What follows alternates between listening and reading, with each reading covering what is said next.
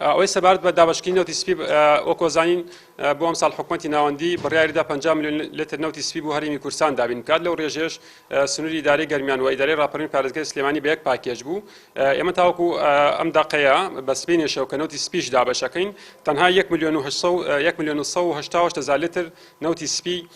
هاوردەی سنووری ئیدارەی گەرمیان کراوە بۆ پێش 5500 خێزان بۆ ئەم ساڵ توانیوانە سوودبەر من لە وەرگرتنی نەوتی سپی لە هەمان کاتە ساڵی 2019 تەنها 8500 خێزان سوودبەر بوون بە کۆی گشتی تاوەکو ئێستاکە بە نزیکەی 14000 خێزان لە کۆی 41000 خێزان سوودبەر بوون لە وەرگرتنی نەوتی سپی لە ماوەی 2 ساڵی ڕابردوودا.